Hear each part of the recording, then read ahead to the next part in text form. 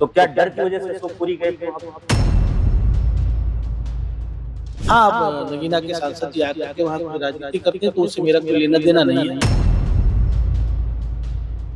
2027 में उत्तर प्रदेश में क्या होगा? भाई ये तो कोई पूछने वाली बात ही नहीं है। बाबा हमारे फिर से मुख्यमंत्री बनेंगे और क्या तो होगा? अखिलेश जी तो पीडीए की बात कर रहे हैं। कौन सा लगातार भी पीडीए?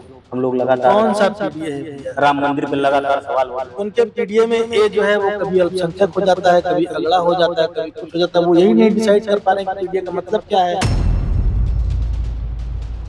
रायबरेली हमेशा से राजनीति में एक अलग लेवल पे दिखी है और उत्तर प्रदेश ही तय करता है देश का प्रधानमंत्री, ऐसा माना जाता है।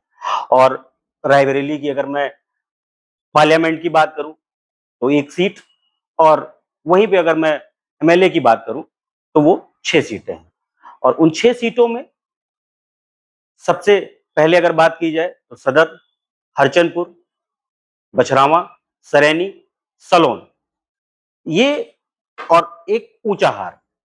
और रायबरेली सबसे अलग क्यों मानी जाती है, उसका एक विशेष महत्व ये है क्योंकि हाल में ही रायबरेली में इससे पहले एक मंत्री अ, भाजपा के थे और उसके बाद अगर मैं बात करूं तो हाल में ही मंत्री बनाए गए ऊंचाहार से, जो कि विधायक मनोज पांडे हैं, जो सपा के विधायक थे, बाद में उन्होंने भारतीय जनता पार्टी ज्वाइन की, उसके बाद अब वो कैबिनेट मंत्री के दर्जे पर उत्तर प्रदेश सरकार में अपनी सेवाएं दे रहे हैं और लगातार वो देखे भी जा रहे हैं। लेकिन 6 विधानसभा का सिनेरियो क्या रहता है, क्योंकि सलोन विधानसभा जिस विधानसभा पे हम बात करने जा रहे हैं, इस विधानसभा को आरक्षित रखा जाता है और ये आरक्षित सीट मानी गई है और दी भी है भी आरक्षित सीट। और इसपे एक ऐसे विधायक रहे वहां पे जो शायद हर एक आदमी की जबान पे, हर एक छोटे बच्चे की जबान पे उनका नाम गूंजता था और वो अपने कामों से जाने जाते थे। उन्होंने कभी भी उनका जब जरूरत पड़ी तो उन्होंने साइकिल, पैदल, बैलगाड़ी, टांगे पर हमने अपने बचपन में, चूंकि हमारा भी होम टाउन लगभग विधानसभा अगर मानूं तो सलोन के आगे ही पड़ता है, तो हमने भी देखा है बचपन से उनको बैलगाड़ियों पे चलते हुए। और कोविड एक ऐसा दौर था जब विधायक दल बहादुर जी ने इस दुनिया को अलविदा कहा और उनके काफी लंबे समय कार्यकाल में और मंत्री भी रहे वो, एक बड़ी चीज मंत्री रहे और उनके बाद उनकी विरासत को अगर मैं बात करूं तो विरासत कहीं ना कहीं जुड़ती है। उत्तर प्रदेश के कई सारे तमाम चेहरे ऐसे हैं जो विरासत के नाम से जाने जाते हैं, लेकिन क्या वो विरासत में उस विरासत को सही से संजोना, सही से चलाना, ये बड़ा सवाल है। उस विरासत को सही से चला पाना ये एक बड़ा सवाल है। अब वो विरासत में मैं बात करूं, सदर विधायक रायबरेली अदिति सिंह, तो उन्होंने जो पिताजी ने उनके उनको मार्गदर्शन दिया उस पे वो काम कर रहे हैं और जनता की लोकप्रिय नेता भी हैं वो। और रायबरेली सदर विधानसभा में वो अच्छा काम करती दिख रही हैं और लगातार उन्होंने अब तक जो है चुनाव जीता है और आने वाले चुनाव में उनकी अपनी एक साख भी है पैठ भी। अगर मैं बात करूं उत्तर प्रदेश के और तमाम नेता की तो वहीं पर रामपुर खास है और रामपुर खास की भी एक विरासत है। वहां पर मोना मिश्रा जो कि विरासत उनके पिताजी प्रमोद तिवारी जी ने दी, उसी को लेकर के सलोन विधानसभा में विरासत में मिली इस सीट का किस तरीके से जो मंथन चल रहा है या किस तरीके से राजनीति में देश सेवा करने वाला एक इंसान अब उस फील्ड से हटके, क्योंकि पहले आर्मी में थे और अब देश सेवा इस पैटर्न पे, चूंकि पिताजी नहीं रहे तो कई सारी जिम्मेदारियां जनता ने उनको सौंपी और उस सौंपी हुई जिम्मेदारियों को लेकर के विधायक सलोन अशोक कोरी आज हमारे साथ हैं। जानेंगे सर, सबसे पहले तो विरासत का जो आपके ऊपर है कि विरासत की विधायकी है, ऐसा लोग कहते हैं, हम नहीं कह रहे। तो इस विरासत की विधायकी में आपने अब तक, चूंकि कार्यकाल पूरा हो गया आपका 1 साल का, 5 साल का कर रहा और आरक्षित सीट पे आपने चुनाव जीता, तो इसमें पिताजी के जो आपके फॉलोअर थे या जो उनको मानने वाले थे या उनको जो जानने वाले, जैसे मैंने कहा कि वो तांगे से चलते थे, वो बैलगाड़ी से चलते थे उस जमाने में और मंत्री भी रहे, तो कैसे देखते हैं जब आप राजनीति की दुनिया में आए तो? देखिए बिल्कुल, सबसे पहले तो आपका मैं धन्यवाद देता हूँ और निश्चित रूप से विरासत मानी जाएगी क्योंकि मेरे पिताजी ने अपने क्षेत्र के लिए अपना पूरा जीवन खपा दिया और हाँ, उनकी विरासत में ही मुझे ये सीट मिली है। मैं इस चीज़ को बिल्कुल, जो हमारी जनता का मानना है उसको मैं शिरोधार्य करता हूँ, उनका कहना बिल्कुल सही है। हमारी जनता जनार्दन अगर ये कहती है कि मुझे अपने पिताजी की विरासत मिली है, तो बिल्कुल वो सही कहते हैं क्योंकि वो विरासत उन्हीं लोगों ने जो है वोट देकर के मुझे सौंपी है। मतलब प्राउड करते हैं ऐसी विरासत पे आप? हाँ, बिल्कुल प्राउड करता हूँ। देखिए मेरे पिताजी बहुत ही आर्थिक तंगी के जीवन से निकल कर के संघर्ष करके यहाँ तक पहुँचे थे कि कानपुर में तसला ढोने वाले एक मज़दूर से जीवन शुरू करना और उसके बाद सरकार में मंत्री तक का सफ़र तय करना, ये बहुत ही चुनिंदा लोगों को, बहुत ही किस्मत वाले लोगों को ऐसा काम करने का मौका मिलता है और मेरे पिताजी को मिला, ये मेरे लिए बड़े गर्व की बात है। हाल में ही आपके पिताजी के नाम से आपके ही विधानसभा में एक माननीय मुख्यमंत्री जी ने अपने सोशल मीडिया प्लेटफ़ॉर्म पे भी डाला था। कुछ बड़ा करने का फैसला लिया, क्या हुआ? पूरा विस्तार में जानना चाहूँगा। जी, देखिए 2017 से 22 के रिज़्यूम में जी, जब पिताजी हमारे विधायक थे वहाँ से, जी, तो वहाँ पर राजकीय पॉलिटेक्निक की स्थापना के लिए उन्होंने माननीय मुख्यमंत्री जी से कई बार उसका निवेदन किया था और तब हमारी सांसद थी दीदी स्मृति ईरानी जी, केंद्रीय मंत्री थीं। जी। उन्होंने भी इसके लिए जो है कई बार पत्र लिख कर के और इसकी माँग रखी थी। पिताजी के कहने पर कई बार उन्होंने इसका जो है वहाँ पे डिमांड किया था। अब और राजकीय पॉलिटेक्निक हमारे यहाँ गोपालपुर ग्राम सभा डी ब्लॉक में बनकर के भी तैयार है और मैंने मुख्यमंत्री से मिलकर के जब पिताजी कोविड के बाद नहीं रहे, तो जब मैं विधायक बना तो मैंने माननीय मुख्यमंत्री से इसके लिए अनुरोध किया कि वो यदि हमारे पिताजी के नाम पर उसका नामकरण हो जाए तो क्षेत्र में कम से कम उनके नाम को जीवंत रखने के लिए एक बहुत बड़ा हम लोगों के पास जो है हो जाएगा। अब तो अब चूँकि आरक्षित सीट है सलोन और आरक्षित सीट सलोन ही नहीं, रायबरेली में ऐसा माना जाता है कि अ, लगभग अगर मैं बात करूँ तो लगभग मोटा-मोटा 5 लाख आपकी बिरादरी है, 4 लाख 5 लाख हाँ, नियर अबाउट। और कहते हैं कि अगर इस पर जो है काबू जिसने पा लिया, यहाँ की लगभग-लगभग सारी विधायक जितनी सीटें हैं 6 वो निकलती हैं। तो अशोक के लिए क्या चैलेंजिंग रहा? क्या बिरादरियों के वोट या फिर जो आज आपके ऊपर टिप्पणी करते हैं कि एक व्यक्ति विशेष की जो है राजनीति करते हैं या किसी और को, तो उसको कैसे देखते हैं? चैलेंजिंग क्या रहा जब इसमें आए तो? क्या चैलेंजिंग रहा? दिखा क्या? देखिए मैं व्यक्ति हूँ, तो व्यक्ति विशेष की राजनीति तो मेरी रहेगी ही। जी। सीधी-सी बात है, कोई भी व्यक्ति जब राजनीति करता है, हुँ, तो उसको व्यक्ति विशेष कहा इसलिए जाता है कि वो स्वयं व्यक्ति ही राजनीति में होता है। हुँ। और मैंने अपने क्षेत्र के लिए बिना भेदभाव के हमारी पार्टी ने, हमारी सरकार ने जो लक्ष्य रखा है, उनके दिशा निर्देशों के अनुसार जो हमारी पार्टी का लक्ष्य है कि हम अंत्योदय के लिए काम करते हैं। समाज के बैठे हुए अंतिम पायदान पर बैठे हुए व्यक्ति के विकास के लिए, उनकी उन्नति के लिए काम करते हैं। हम वही लक्ष्य लेकर के चलते हैं, हम लोग संगठन के कार्यकर्ता हैं और संगठन जिस माध्यम से, चाहे वो किसी संवैधानिक पद के माध्यम से या संगठन के कार्यकर्ता के नाते, जो भी हम लोगों को दायित्व दिया जाता है, हम लोग उसको पूरा करने का भरसक प्रयास करते हैं। आज हम जब ये इंटरव्यू कर रहे हैं, तो आप ही के समाज में हाल में ही आप भी आज गए थे वहाँ। एक बड़ा विषय है और ये चर्चा का विषय है इस समय पूरे प्रदेश में चल रहा है। तो आज ही के समाज के कुशल के पूर्वा आप ही की विधानसभा है जी, जी। और वहाँ पे बड़ा मामला हुआ। मामला क्या था उसमें पुलिस ने फिर 5 लोगों के नामज़द और 250 लोगों के अज्ञात के खिलाफ मुकदमा पंजीकृत किया और पथराव भी हुआ, पथराव की वीडियो भी हमारे पास है। तो उस मामले पे एक व्यक्ति विशेष की राजनीति होना और आज नगीना सांसद चंद्रशेखर आज़ाद जी भी आए और उन्होंने भी कहा कि चलिए जब मीडिया से रूबरू हुए तो सवाल पूछा गया कि आज बीजेपी के विधायक आपका नाम लेकर कि वहाँ गए थे और ये सारी चीज़ें तो उन्होंने ये भी कहा, कटाक्ष भी किया कि चलिए कम से कम हमारे आने का डर तो है। तो क्या डर की वजह से अशोकपुरी गए थे वहाँ पे? देखिए डरते तो हम कभी नहीं हैं जी, और अगर सांसद जी को ऐसा लगा है कि उनके डर से हम लोग वहाँ गए तो ठीक है, वो उस खुशफ़हमी में जी सकते हैं। जी, वो खुशफ़हमी उनको मुबारक हो।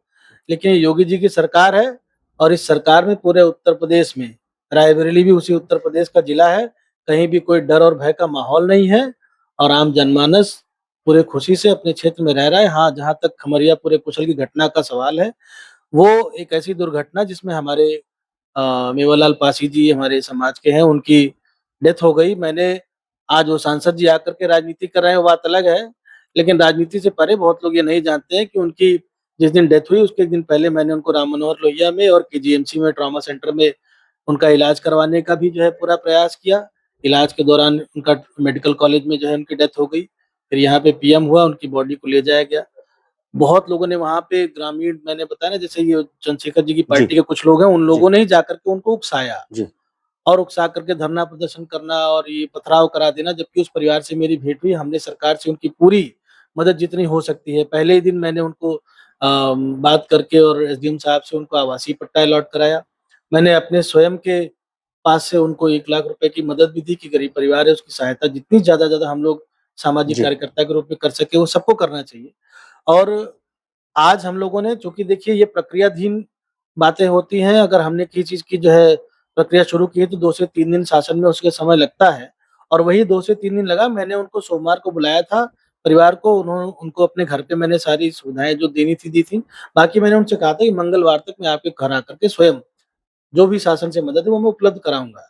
तो उसी के क्रम में माननीय मुख्यमंत्री जी के निर्देश के अनुसार आज मैं उनके घर भी गया, हमारे पूरे प्रशासनिक अधिकारी सब लोग साथ में गए, हमारे संगठन के सभी कार्यकर्ता बंधु गए। हमने उनको सवा बीघे का एक कृषक पट्टा दिया है, जो अपने आप में लगभग मान चलिए कि 40 लाख रुपए से ऊपर की उस ज़मीन की कीमत हो जाती है, 40-42 लाख रुपए।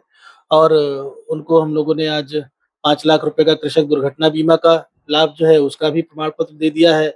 उनके जो 2 बच्चे हैं, वैसे तो उनके 7 बच्चे हैं, कुछ बालिग हैं, लेकिन 2 बच्चे जो नाबालिग हैं, उनका हमने एमबीएसवाई जो मुख्यमंत्री बाल सेवा योजना है, उसके माध्यम से दोनों बच्चों को ढाई-ढाई हज़ार रुपए प्रतिमाह के उससे और 23 साल की उम्र तक उनको वो भी लाभ मिलेगा। और जो उनकी पत्नी जो हैं, उनको विधवा पेंशन लाभ हम लोगों ने दिलाया है, पारिवारिक लाभ जो मिलता है, वो भी दिलाया है। और भी जितनी भी हम लोग व्यक्तिगत रूप से, सामाजिक रूप से, एक राजनीतिक व्यक्ति होने के तौर पर जितनी उनकी सहायता हम लोग कर सकते हैं। देखिए, वो गरीब दलित परिवार है, हमारे समाज का परिवार है। तो हम उनकी जितनी सहायता कर सकते हैं, हम लोग कर रहे हैं। और केवल मैं दलित विधायक होने के नाते नहीं, वहाँ के और भी लोग जो सर्व समाज के लोग हैं, उन लोगों ने भी उनकी सहायता के लिए हाथ बढ़ाया है। और हम लोगों ने सरकार से जितनी संभव उनकी हर संभव सहायता हो सकती है, सब करने का प्रयास किया है। हाँ, अब नगीना के सांसद जी आकर के वहाँ कुछ राजनीति करते हैं, तो उससे मेरा कोई लेना-देना नहीं है। वो आकर के अपनी राजनीति चमकाने के लिए आज आए हैं, चले गए हैं और उसके बाद लोगों के बीच में कुछ न कुछ शिगुफे छोड़ कर के चले जाते हैं ऐसे लोग, उसका कोई फ़र्क नहीं पड़ता है, क्योंकि जनता अपनी आँखों से देख रही है कि योगी जी की सरकार है, ज़ीरो टॉलरेंस की सरकार है और आम जनमानस की व्यवस्थाओं के लिए, उनको सुविधाएँ दिलाने के लिए कैसे काम कर रहे हैं, ये हर आदमी अपनी आँखों से देख रहा है। और हर व्यक्ति को आप सब देखेंगे वहाँ पे उनकी माताजी का और सब लोगों का स्टेटमेंट भी है, वो लोग पूरी तरह से सरकार से संतुष्ट हैं। उन्होंने सबके सामने कहा है कि हाँ, सरकार की कार्रवाई से हम लोग संतुष्ट हैं। ये कौन लोग हैं जो अशोक कोरी की अपनी ही बिरादरी के लोग हैं? मैं किसी का नाम नहीं लूँगा। ये ऐसे कौन लोग हैं जो आज चाहे वो अगर मैं बात करूँ अर्जुन पासी हत्याकांड हो, अब हमें अच्छे से याद है एसपी अभिषेक अग्रवाल उस समय थे और अशोक कोरी मौके पे गए थे, जिन्होंने अशोक कोरी के ऊपर भी हमला करने की कोशिश करी, गाड़ी भी टूटी आपकी और अगर वो चाहे अब कुशल के परुआ की बात हो। तो ये आप ही की बिरादरी के ऐसे कुछ लोग हैं जो हमारे लोग बताते हैं, हमारे सूत्र नहीं, नहीं, बताते हैं। आप यहाँ पे थोड़ा-सा मैं जी, आपको करेक्ट कर दूँ। जी, वो बिरादरी हमारी कोरी बिरादरी है, हम लोग बुनकर समाज के लोग हैं, जी। लेकिन हमारी बिरादरी के लोग तो उसमें कहीं बदनाम इन्वॉल्व करने नहीं की थे। कोशिश है ये। लेकिन अब मैं जैसे उसी आपने पे आ रहा था बताया कि कि वो क्या ये मैं थोड़ा रुकूँ, क्या हाँ, बदनाम करने की कोशिश है कि अपनी ही बिरादरी के साथ नहीं खड़े होते हैं आप? हाँ, मैं देखिए जी, ये समाज की बात जी, है। जी, ऐसी समाज में कई बिरादरी के लोग आते हैं। जी, उसमें आपने जो कहा हमारी बिरादरी का कोई ऐसा व्यक्ति उसमें जी, कहीं शामिल नहीं था। जी, हाँ, कुछ हमारे समाज के और दूसरे जी, सामुदायिक जो लोग हैं, उन लोगों ने ये ऐसा कुकृत करने का प्रयास किया था, लेकिन उसका कोई फ़र्क नहीं पड़ता। देखिए, जहाँ तक अर्जुन पासी हत्याकांड की बात है, जी, तो जब हमें उसकी जानकारी मिली, अपने समाज के कुछ लोगों ने बताया, मैं तुरंत वहाँ के लिए जी, निकला कि हम जाएँगे, परिवार से मिलेंगे हम लोग। जी, भई हमारी संवेदनाएँ हैं, वो जी, हमारे क्षेत्र का ही नौजवान लड़का था। जी, और उस परिवार के लिए भी मैं बता रहा हूँ, मेरे बिल्कुल। पास वो नहीं चेक हमने आज भी देखा है रखा है, हमने 1 लाख रुपए नहीं चेक हमने देखा सर, अपने बिल्कुल, खाते की बना के रखी थी। एसपी बिल्कुल, साहब से हमारी बात बिल्कुल। हुई, वो स्वयं मेरी गाड़ी में थे मेरे जी, साथ में। हम लोगों ने कहा ठीक है, उस परिवार को पहले हम लोग जाकर के उससे बात करेंगे और माहौल को शांत करके पहले तो शरीर का अंतिम संस्कार कराया जाए। हम जो अपने पास से ले गए थे वो देंगे। मेरी बात हुई कि हम माननीय मुख्यमंत्री जी के पास उस परिवार को ले जाएँगे, मिलाएँगे और जितना भी हो सकेगा उसका कानूनी प्रक्रिया के माध्यम से जो लीगल कार्रवाई वो भी कराएँगे और उनको जितना भी हम लोग सरकारी सहायता दिला सकते हैं, वो भी कराएँगे।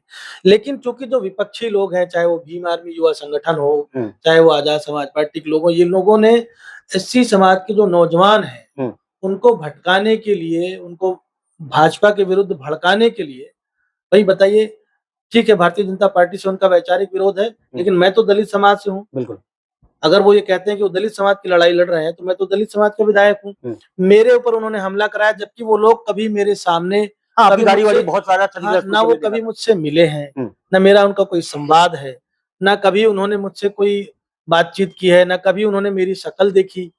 और मैं आपको सही जी, बताऊँ, जी, उस समय जब हम लोग गाड़ी से गए, तो उनमें से कोई मुझको पहचानता नहीं था, जो ये देवेंद्र भीमराव ये जो भी विधायक जी नाम हैं। है, जी, कि ये विधायक जी हैं। क्योंकि जी, मैं एसपी साहब के साथ उतरा गाड़ी से, मेरी जी, ही गाड़ी से जी, उतरा जी, और मैं भी पैंट शर्ट में था, एसपी साहब अपनी यूनिफ़ॉर्म में थे। जी। उनको लगा कि नेता कोई होगा, कुर्ता पजामा पहने बैठा होगा, हुँ, तो उनको समझ में नहीं आया कि यहाँ तो गाड़ी में विधायक है ही नहीं, गाड़ी मेरी है। मैं उतर के परिवार के पास जा रहा था, उन्होंने गाड़ी पे पथराव कर दिया, बोले चलो विधायक नहीं तो गाड़ी पे ही पथराव करो। ओके। तो उनको तो यही नहीं पता था, मेरी शक्ल ही नहीं जानते थे मैं हूँ कौन, कौन विधायक है। ऐसे लोग भी तो हैं इस समाज तरह में। के लोग हैं, उनको सिर्फ भाजपा के विरुद्ध राजनीति करनी है, अपनी गंदी राजनीति को चमकाना है, सिर्फ वो सस्ती लोकप्रियता पाने के लिए सिर्फ ये सब करते हैं। अब मैं हाल में अगर बात करूँ तो तमाम सारी चीज़ों को लेकर के अगर मैं बात करूँ तो अशोक विधायक का आरक्षित सीट है। तो अपनी जो जनता है ऐसी चीज़ें जो होती हैं समाज में, उनको लेकर के मैसेज क्या होगा आपका? देखिए, मैं 2 चीज़ें कहना जी, चाहूँगा देखिए। एक तो मैं आपको बिल्कुल साफ बता दूँ कि हमारे यहाँ ऐसा कोई भी भेदभाव नहीं है जी, और हमारी विधानसभा बहुत शांत स्वभाव की विधानसभा हमेशा से रही है। जी, इस बीच थोड़ा-सा ये जो असामाजिक तत्वों ने आकर के थोड़ा-सा हो-हल्ला मचाना शुरू किया, इससे कोई बहुत बड़ा फ़र्क नहीं है। जी, वो 2, 4, 6 लोगों को निकल के हो मचाना, हो-हुल्लड़ करना, इससे कोई फ़र्क नहीं पड़ता जी, है। और दूसरी बात, मैं अपने समाज के लोगों को, हमारे समाज में जो हर बिरादरी के लोग जी, हैं, उन सबको मैं हर बार जहाँ भी मेरा उनसे इंटरैक्शन होता है, कोई हम लोग जनसभा, कोई चौपाल कुछ भी करते हैं, तो वहाँ मैं ये चीज़ ज़रूर समझाने की कोशिश करता हूँ, एक पढ़ा-लिखा नागरिक होने के नाते, कि ठीक है, बाबा साहब ने हम सबको मूल मंत्र दिया कि संगठित हो, आगे बढ़ो, जी, शिक्षित हो, संगठित हो और आगे बढ़ो, ठीक है? तो हमें उस मार्ग पे चलना है।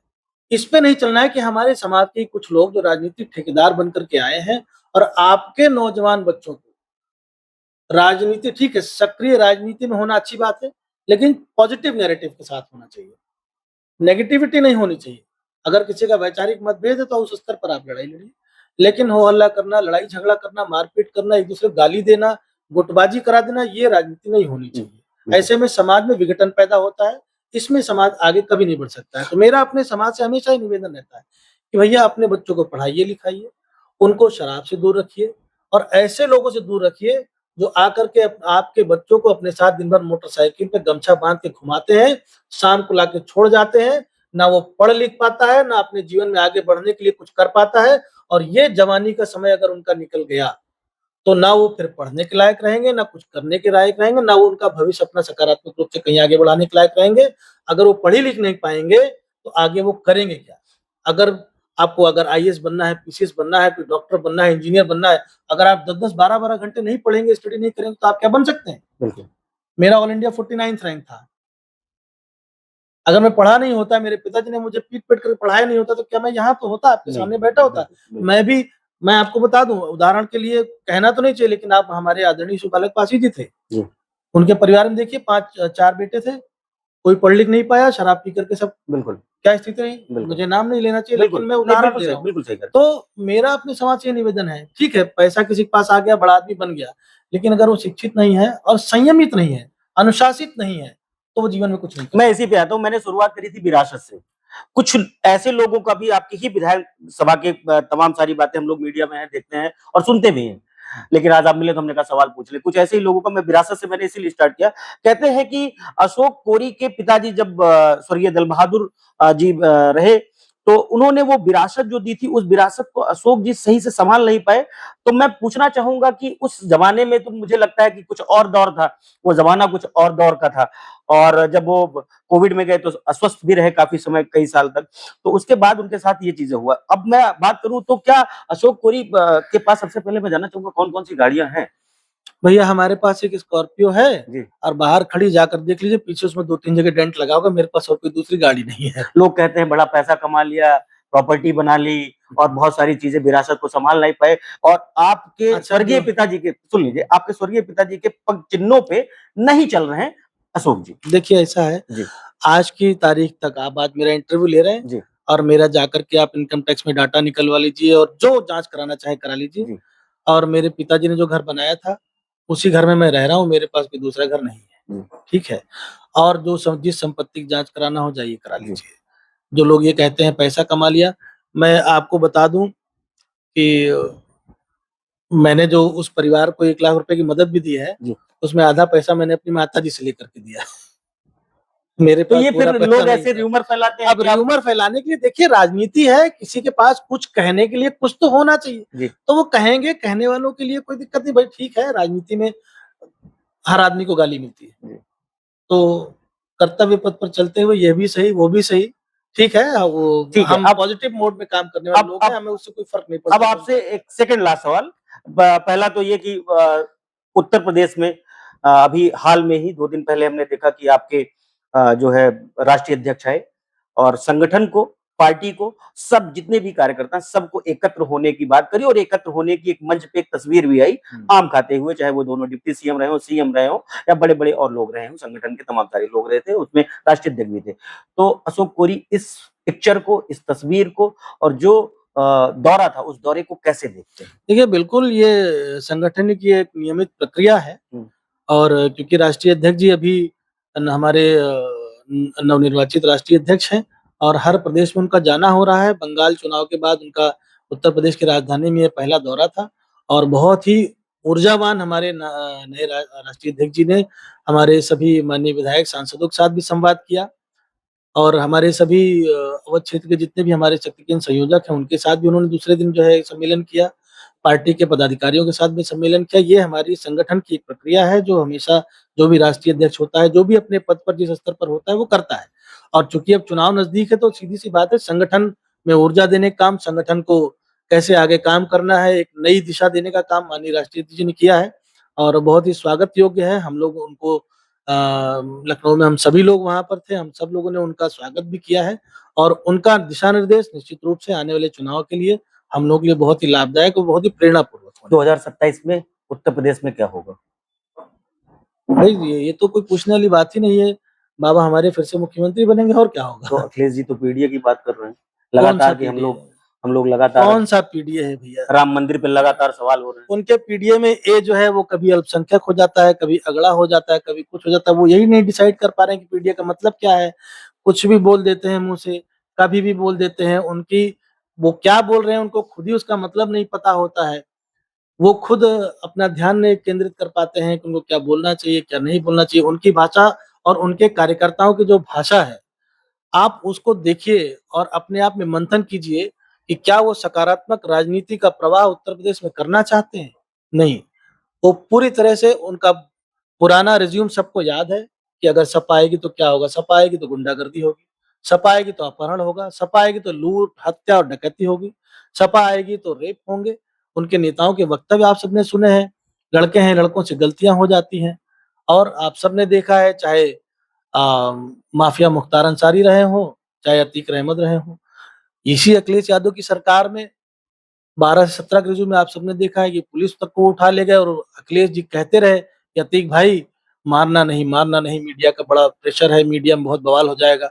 तो ऐसे लोगों की सरकार उत्तर प्रदेश में आप लोग चाहते हैं या हमारे आदरणीय महाराज जी की सरकार चाहते हैं जिन्होंने ज़ीरो टॉलरेंस नीति अपना करके और लॉ एंड ऑर्डर के सिचुएशन को इतना स्ट्रेंथन कर दिया है उत्तर प्रदेश में आज की तारीख में कि पूरे दुनिया के अंदर, मैं पूरी दुनिया की बात कर रहा हूँ, केवल देश की नहीं पूरी दुनिया के अंदर योगी जी का जो डंका बज रहा है, उत्तर प्रदेश टॉप पर जाने वाला है। मैं आपसे जैसे पूछ रहा था तो मैं जानना चाहूँगा कि अब 2027 जैसे आपने जवाब दे दिया कि बड़ा अच्छा रहेगा और उसमें पूछने की ज़रूरत ही नहीं है आपको। आज ही चंद्रशेखर आज़ाद मैंने एक बार और उनकी चर्चा करी, मैं करूँगा क्योंकि आज वो एक बड़ा बयान देके गए हैं, जिस दिन सत्ता परिवर्तित होगी, राम मंदिर का ही नहीं, एक-एक पैसे का हिसाब होगा और खासकर राम मंदिर पर बोल के गए। तो राम मंदिर वाले मुद्दे पर अशोक पुरी कैसे देखते हैं एज़ अ विधायक कि जो चल रहा है इस समय मीडिया में, ये सबसे बड़ा सवाल है और हर एक नेता से पूछा जा रहा है। तो आपसे भी जानना चाहूँगा कि राम मंदिर को आप कैसे देखते हैं?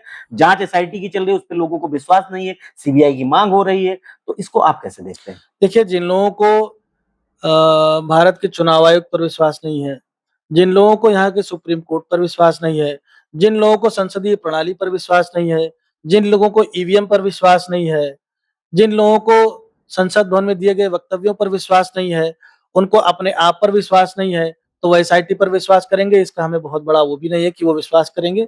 लेकिन आदरणीय योगी जी ने एसआईटी का गठन किया है और निश्चित रूप से वो चोरी की जो घटना पर इतना तंज वो लोग कस रहे हैं, वो अपना देखें। हमारी सरकार ज़ीरो टॉलरेंस पे काम करती है और वो किसी भी स्तर की हो। योगी जी ने एसआईटी का गठन किया है, कार्रवाई पूरी तरह से होगी, उसके लिए सुनिश्चित रहें। और जहाँ तक आपने रावण जी की बात की है, तो यहाँ मैं अपने मीडिया के बंधुओं को भी बोलना चाहता हूँ, जब वो आए थे, उन्होंने रायबरेली में जिस हमारी वीरांगना झलकारी बाई कोरी के मूर्ति पर उन्होंने माल्यार्पण किया है। मैं उनका स्वागत करता हूँ और उनको ये भी बताना चाहता हूँ कि वो मूर्ति जब मेरे स्वर्गीय पिताजी यहाँ पर मंत्री थे तो उन्होंने ही उसकी स्थापना यहाँ पर कराई थी। तो और उनसे अगर शायद मीडिया के लोगों ने घावरी के बारे में कुछ पूछ लिया होता तो मुझे लगता है कि ज़्यादा अच्छा होता, उनको जवाब देना चलिए चाहिए था नेक्स्ट इस टाइम बारे डेफिनिटली पूछेंगे। अब एक आपसे लास्ट सवाल, रायबरेली 6 विधानसभा है, आपकी मिला करके। तो जी, इस बार रायबरेली की 6 विधानसभा और खासकर सलोन में अगर आपका प्रतिद्वंदी कोई भी आ जाए, XYZ किसी भी पार्टी से, जी। तो वहाँ का क्या होगा? और जो आपकी बार, चूँकि पिछली बार हमने देखा था उसमें जो है आप लोग 2 ही सीट जीत पाए थे, 4 आपके खाते में नहीं थी। तो इस बार क्या होगा? देखिए, पिछली बार भी सलोन विधानसभा में मैं ये मान के चलता हूँ कि समाजवादी पार्टी के कुछ खुद के उनके बड़े नेताओं का भी ये कहना था, नाम नहीं लूँगा, उनके बड़े और बहुत ही जो अखिलेश यादव जी के करीबी हैं उनके पारिवारिक, उन्होंने चुनाव जीतने के बाद मुझे बधाई दी और मुझे कहा कि मुझे ये खुशी है कि आप चुनाव जीत कर आए क्योंकि मुझे सर्विस टाइम से जानते थे और मेरे पिताजी के बहुत अच्छे परिचित थे। तो उन्होंने कहा कि मुझे इस बात की खुशी है कि आप चुनाव जीत कर आए हैं, आपने हमारे सबसे महँगे प्रत्याशी को चुनाव हराया है। तो ये बड़ी बात है। हाँ, क्योंकि उन्होंने एक बहुत ही हेवीवेट प्रत्याशी को लाकर के यहाँ लड़ाया, उसके बाद भी उनकी पार्टी जीत नहीं पाई। तो अब तो वो तिलिस्म भी टूट गया है, जातिवाद का बंधन भी उतना नहीं है, लोगों में बहुत आप सर्वे कराइए, लोगों के पास जाइए, बहुत से समाज के जो लोग पिछली बार सपा के साथ थे, वो आज हमारे साथ खुल कर के खड़े हैं और बाकायदे वो खुलेआम ये कहते हैं कि हाँ, हम लोगों से पिछली बार गलती हुई थी, लेकिन इस बार हम अशोक पुरी के साथ रहेंगे। 6 विधानसभा में मुझे तो लगता है कि हमारी पार्टी इस बार 6 की 6 जीतने की स्थिति में है। लगता है, मतलब श्योर नहीं है? नहीं, श्योर है, हाँ। लगने की क्या स्थिति है, बिल्कुल श्योर है।